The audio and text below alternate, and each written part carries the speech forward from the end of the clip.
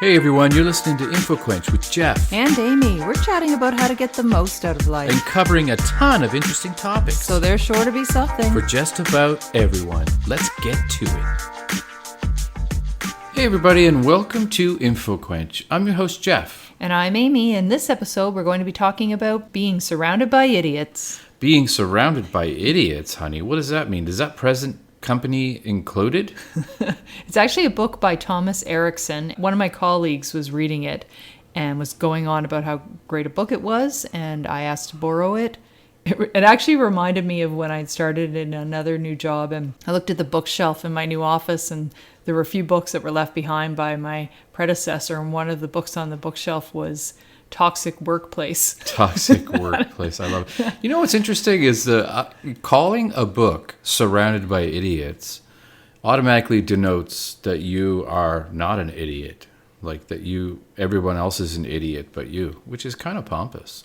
Well, I think it gets people's attention, right? Which is the whole intent with the book. But the idea around it is that if people don't behave in the same way that you do, if they have different personalities and maybe don't see things and perceive things in the same way, a lot of times people will view other people as idiots. Yeah, they'll that's think, true. why can't you just see it the way I see it? It seems so obvious. And I think that's really the whole concept of the book is about understanding other people, understanding differences, knowing that not everybody is like us. Yeah. And I found the book fascinating, which is why I wanted to do an episode on it. I will say that I don't think that you are an idiot when we differ on certain things, just sometimes. Well, now I feel the need to also say, Jeff, I don't think you're an idiot. Just sometimes? Never a clock do I think you're an idiot. And I actually really enjoy different personality types. Whenever I encounter unique individuals or people who think differently than I do, I find it fascinating, and it makes me want to learn more about that person and where they're coming from, what their story is, and what basically feeds their worldviews. Yeah, I know you've always been fascinated and impressed by people who are just the way they are, no matter which way it is. Like, you know what I mean? Like, they're just 100% them. Like, we'll watch a certain show or whatever, and you're like, I love how she just owns it. She's just like who she is, and she doesn't care what anybody thinks, that kind of thing, Well, yes, like we're currently watching Veep. Yes. Oh my goodness. How did we miss that? I think we tried to watch it and it just wasn't cooperating a long time ago, but now we are definitely deep into the Veep. Deep into the Veep. And actually, I was talking to somebody who mentioned that they liked Succession and Billions, which are two of our favorite shows that we're currently into. So when they mentioned that they also liked Veep, I'm like, okay, let's revisit this. And I'm glad we are. I mean, it's comedic. It is hilarious. I've never seen a show. Well, I mean, Succession's pretty close, and The Wire, but it's so well written. It's so unbelievable. Well, I think it was Julia Louis-Dreyfus when she was being interviewed by David Letterman on, My Next Guest? Yeah, that's what it is, yeah. Is that what it's called? Yeah. I can never remember the name of that one for whatever reason. But you just did, so. There you go. I guess never, except Yellow for this sticker one for you. time. Yep. Yellow sticker. Yeah, why not? Is it in the shape of a star? Yeah. I really want a star on that one. Yeah. And if it could be gold instead of yellow, that would be even better. Yep. And that says a little bit about my personality, I think. Absolutely. But watching her be interviewed, I just really had a deep appreciation for the various roles that she played. And just her comedic timing is... Yeah, she's incredible. Like, I think she got a lot of those chops from Seinfeld, though. How to do that really impeccable comedic timing is not easy to do, and she's really, really good at it. How many times during that show, each episode, you and I look to one another and like, we have to use this in real life. Oh, We have to use this line in I love real life. the witty quips, and I am one of those people who just really enjoys something that makes me laugh out loud, and I laugh out loud throughout every episode of that. And you really do. It's very colorful in terms of the language. So Yeah. our son, I'll be like, make sure that if you're listening to a video or something on your Switch, that you turn the volume up a bit. But Yeah. he basically admitted I can hear every word they say. So we're like, okay, well, just don't repeat the words because we want to watch it. Yeah. All right, so back to the topic at hand, which is just talking about personality. So this one, what I really liked about this book is it kept it simple. So anybody who's done Myers-Briggs or other personality tests, sometimes they can be a little bit complex. This one really broke it down into 4 colors. So what it looked at is two dimensions of basically personality or behaviors. One is whether somebody's an extrovert or an introvert, and then the other is whether they're task-oriented or people-oriented. And that essentially is what feeds into each color. Okay. All right. So I'm going to go through this, and I would like, Jeff, for you to think about maybe what color I am or what color you are. Okay. And maybe give some feedback at the end of the episode. And listeners, when I read these, I bet you there'll be some people who really stand out as being one particular color or another. Now, it's rare for somebody to be only one of these colors. There's only about 5% of people that are estimated to be one pure color. Most people, about 80%, are a combination of two, and then there's very few that might be three colors, up to 15%. Wow. Okay. Interesting. All right, so when we talk about these extroversion, which is of course somebody who gets energy from being around people, Very outgoing. Exactly. Yeah. Introversion are people who maybe prefer more private time. They prefer quiet. That's how they re-energize. Then of course task oriented, very focused on the practical, getting something done, and then people orientation, of course, is more that communication, that personal interaction. So I Okay. wanted to explain those ends of the spectrum because they really do feed into the personality types. So we'll talk about the first one, which is red. And to summarize it, it's really just, it's about dominance. Okay. So this would be an extrovert who's very task oriented. Okay. All right? Yeah. Then, and I should say I'll go into each of these in a little bit more detail, but I just wanted to give a quick overview. A yellow would stand for people who are inspirational. So again, extroverted people, but rather than task-oriented, they're people-oriented. Okay. Then the other two colors are introverted people. So we have our green, which is people who are focused on stability, but also focused on people. And then blue are people who are analytical.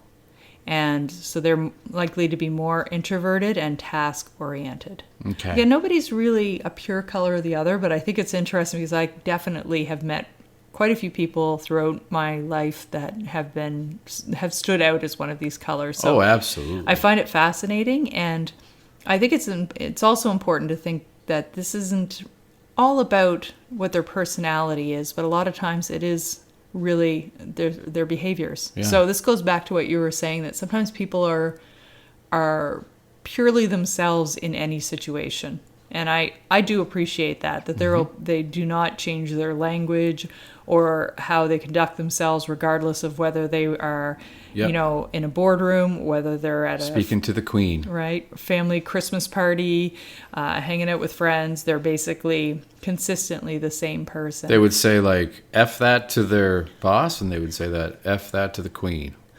That's just the way they are. And some have more consequences than others, depending on the situation. That's true. That's true. But I've often thought to myself, I do respect that. But there's also something to be said about respecting your environment and respecting the other people that are around you and adapting to Yep. that. And that's part of being a good communicator and how to basically keep harmony in various situations. And the author does speak to that as being something that is a good thing. It's Yeah. okay to adjust your behavior. It doesn't necessarily change who you are. It just means that you fine-tune how you behave depending on what the circumstances call So for. do you find that you're looking at our friends with these different glasses and trying to figure out which behavioral color they are? Oh, I definitely did. Yeah? Well, the entire time I was reading the book, I was thinking about different people and either in various jobs that I've held or personal Yeah. relationships or just people I've encountered in random situations. And I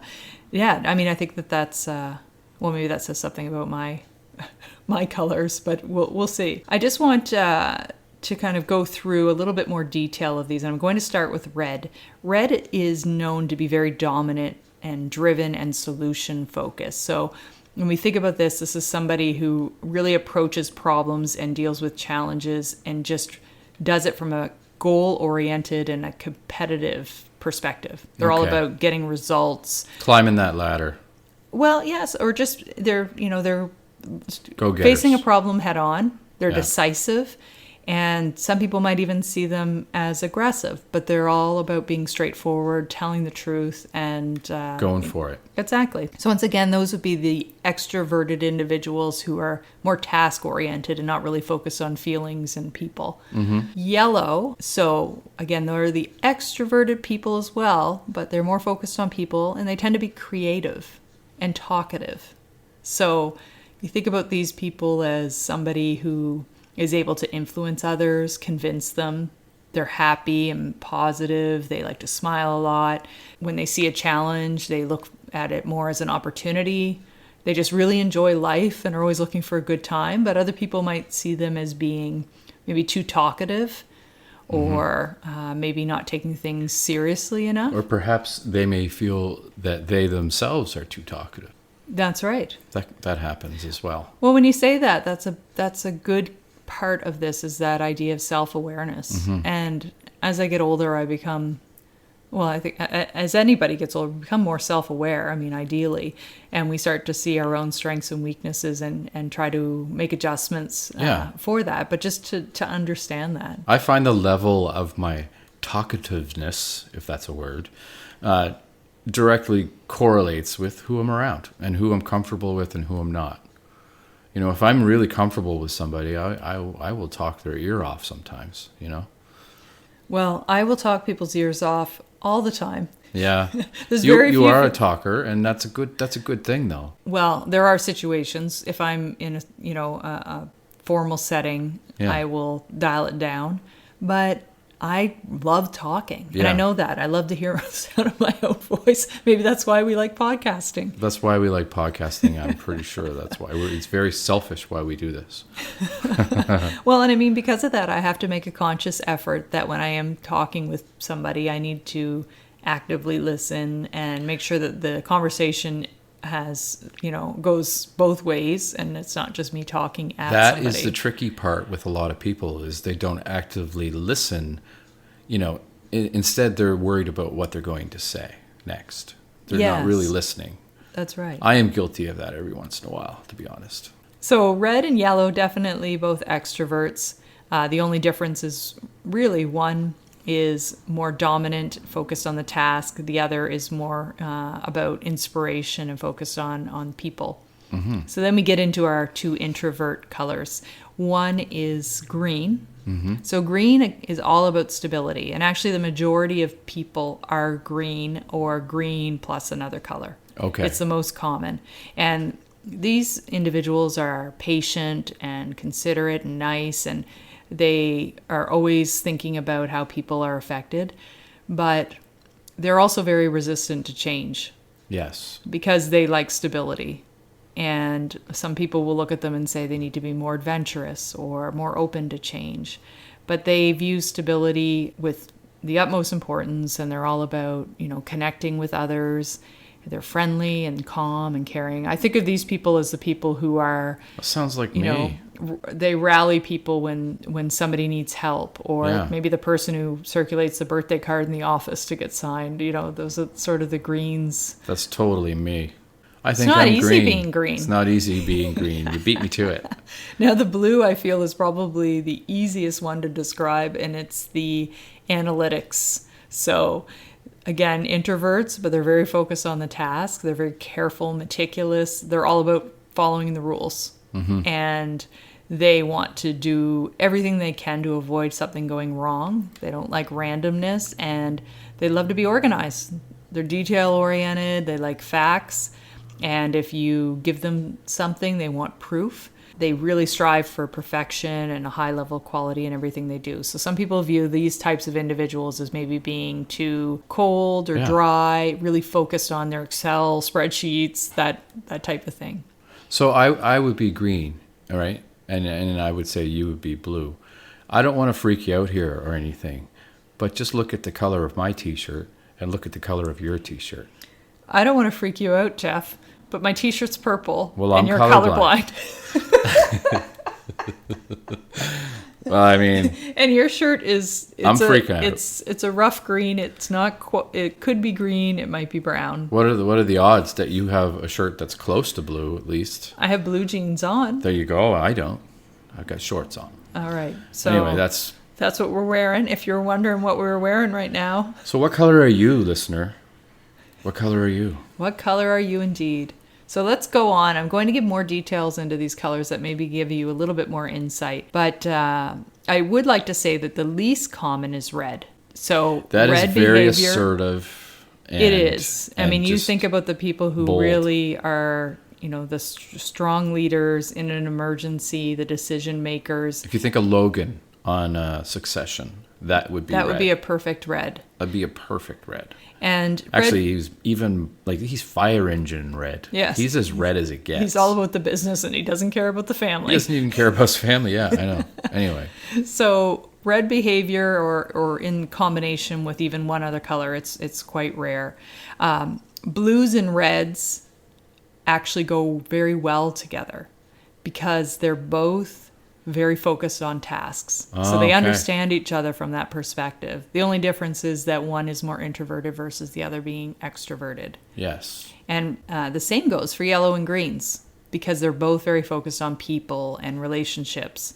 Again, greens are introverted and yellows are extroverted, but they still work very well together. So when you look at long-lasting friendships and relationships, those are the complementary colors that go together. The Right. blues and reds, and then the yellows and the greens. Well, that makes sense that we work. We work together because I'm green and you're blue.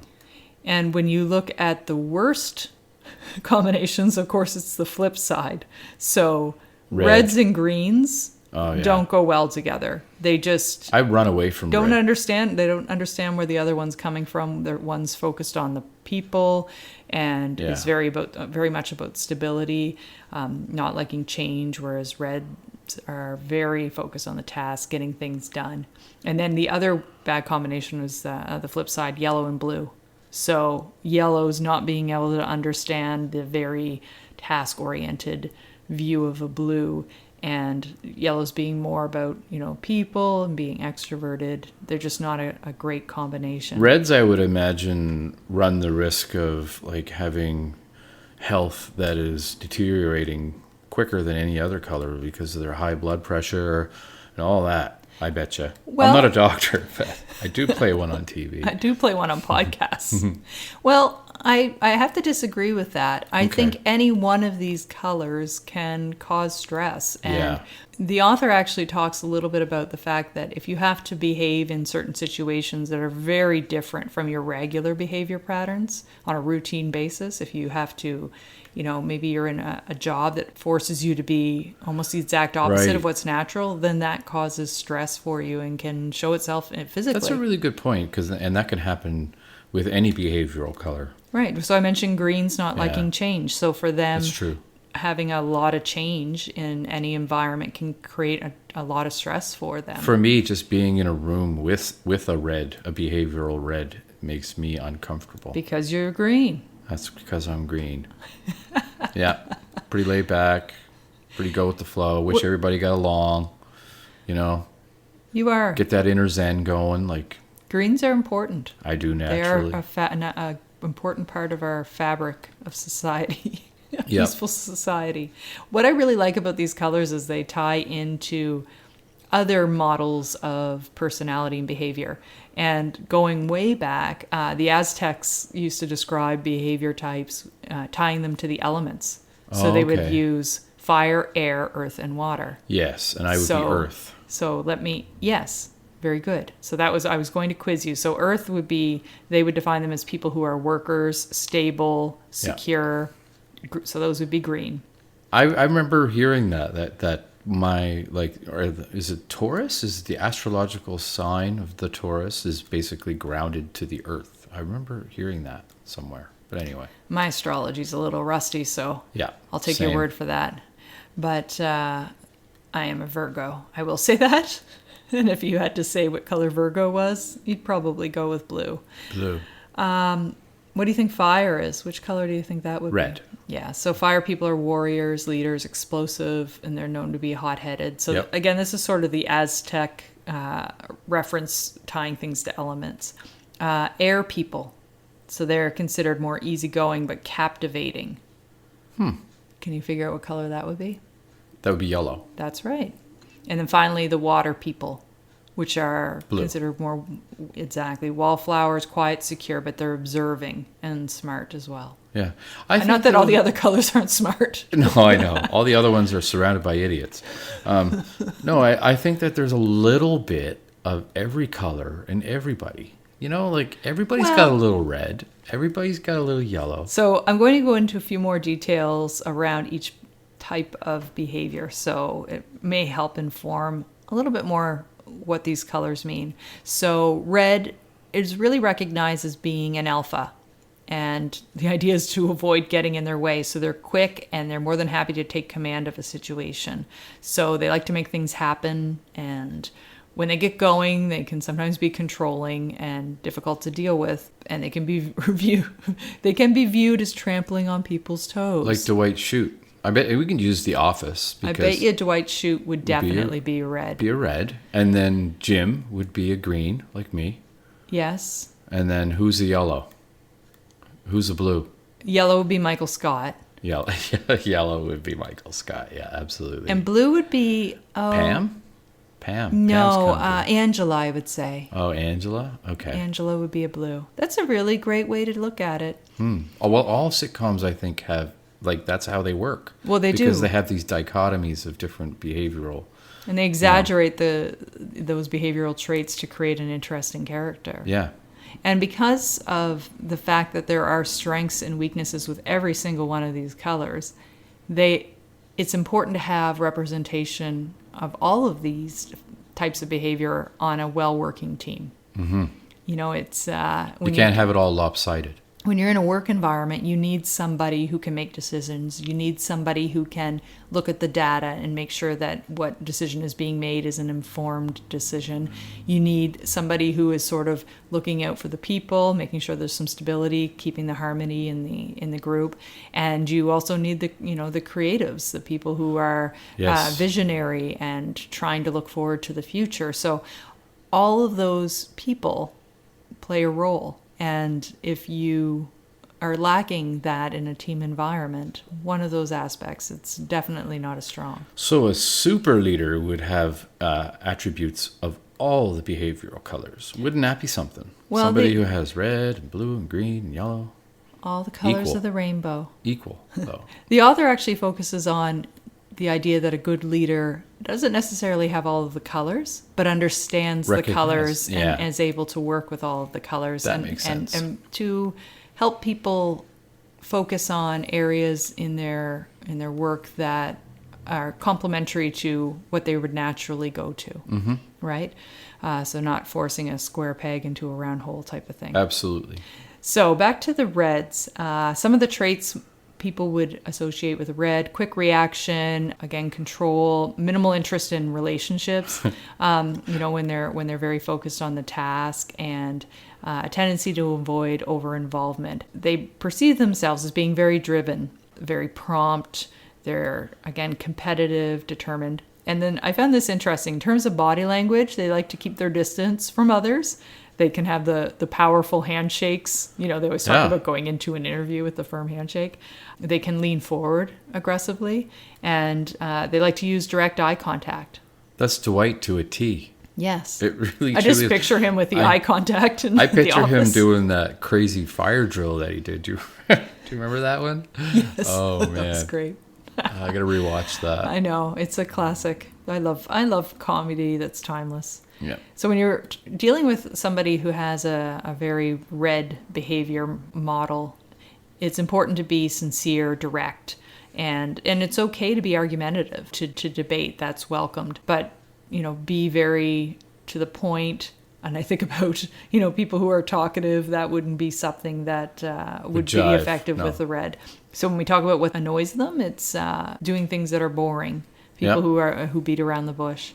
And famous people who are red would be people like Steve Jobs, Venus Williams, Margaret Thatcher. Those are some of the examples that were given. Interesting. Yeah. I never thought of Steve Jobs as in that light, but yeah, that makes sense, I guess. Very task-oriented. Very task-oriented, kind of like Zuckerberg as well, right? I mean, I think a lot of when you think about those successful, driven entrepreneurs, they are focused on the task more so than anything else. Yeah. So moving on to yellow. Yellow are people who are sometimes viewed as having their head in the clouds, but again, very visionary. They are musing, creative. They can bring up the mood. So in a group, they like to make sure everybody is involved. They will draw anybody into conversations. And some of the traits that they have is that they do react quickly. They are not really interested in routine, and structure. They're thinking forward to the future. They can sometimes be impulsive, and they don't like to be isolated. So I suspect yellows during a pandemic were a very unhappy color. Absolutely. And it was Michael Scott. That's right. It's to a T. As you go through the characteristics, you see Michael Scott. Well, let's talk about body language and see if you can picture him. So tactile, so very, touchy-feely, relaxed. They like to show friendly eye contact, very expressive, and they often can come very close to you when they're talking to you. So they're the close talkers. Are they often clueless? Because Michael Scott was.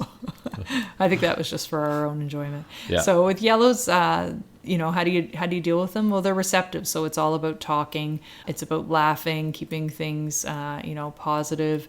And yellows can be viewed as being disorganized. So, that's something to keep in mind.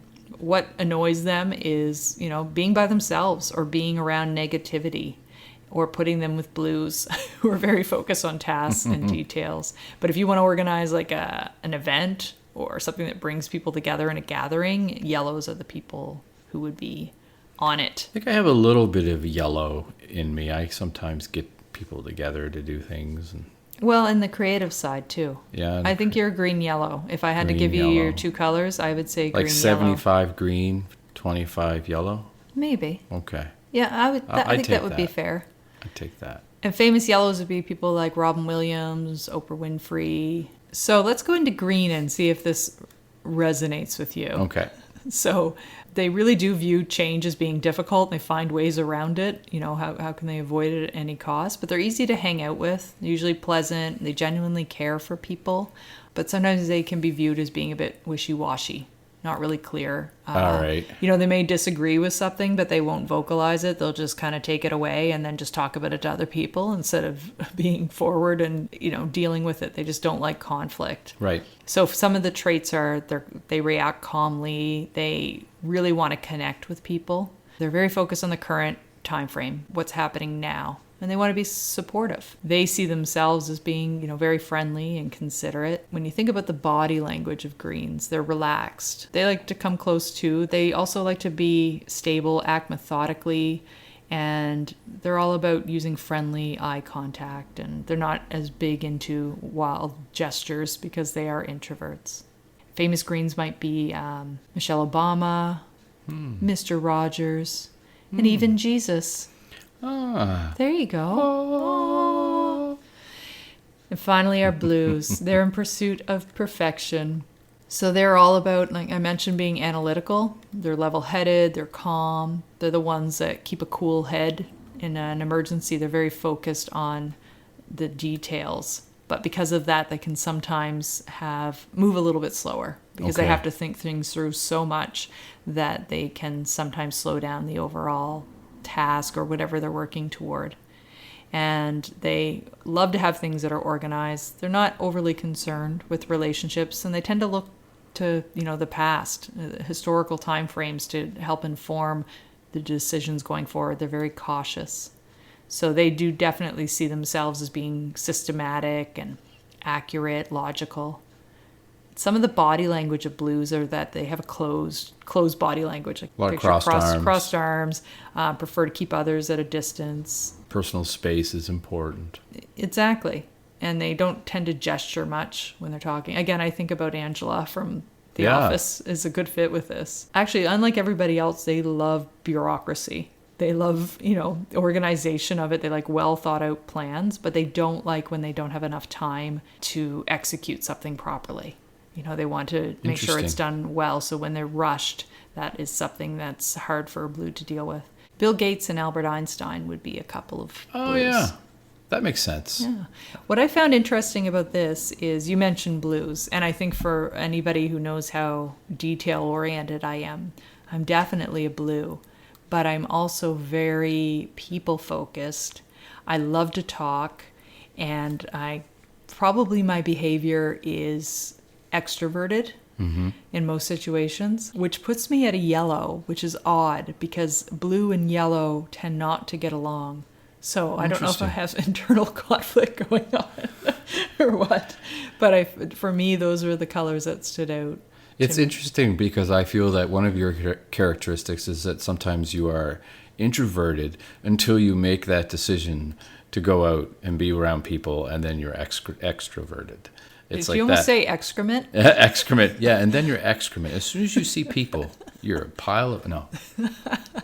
It's I don't think anybody fits into a box. We're all so unique. We are. But I think it's still interesting to contemplate what personality factors form part of our behavior, and to think about that when we're dealing with people, to have a little bit more understanding and compassion, and really think about the fact that not everybody's mind works in the same way, and that is truly awesome, because would be a really boring place if we all thought the same My way. mind and your mind work completely different ways. I could never marry myself. No. I would drive myself insane. Same here. I don't know. I think you could marry yourself and you would get along just great. Maybe. I don't know how much would get done. Yeah. But Not much. But you'd be happy. Yeah. You'd be laid back and happy. You'd be a happy pair, Jeff and Jeff. So once again, that book was Surrounded by Idiots, and it's by Thomas Erikson. Thanks for listening, everybody. Bye-bye.